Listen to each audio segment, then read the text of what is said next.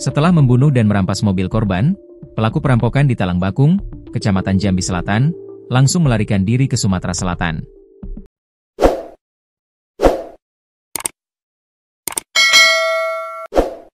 Kapolsek Jambi Selatan, AKP Helrawati Siregar, menjelaskan bahwa pelaku sempat membuang sejumlah barang bukti di sepanjang perjalanan.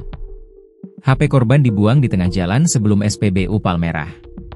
Plat mobil Pajero diganti dengan plat palsu dari dalam ranselnya, ujarnya, Selasa, 7 Oktober 2025. Selama perjalanan di jalan tol, pelaku juga membuang satu persatu barang bukti, termasuk alat pemukul dan potongan dokumen kendaraan.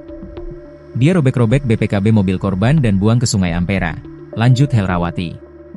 Usai kejadian, pelaku menjemput pacarnya di Lampung, kemudian bersembunyi di kosan pacar di Palembang hingga akhirnya ditangkap.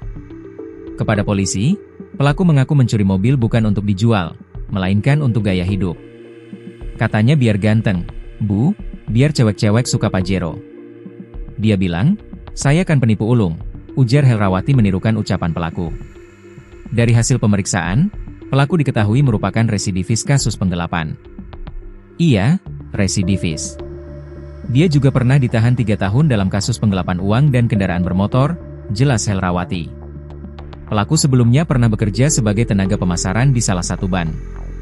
Ia terlibat penggelapan uang nasabah hingga 700 juta rupiah, serta penggelapan kendaraan roda 4. Selain itu, pelaku juga dikenal sering menipu perempuan di media sosial dengan modus berpura-pura menjadi orang sukses. Dia pandai mengedit profil, googling tentang apapun supaya nyambung ngobrolnya.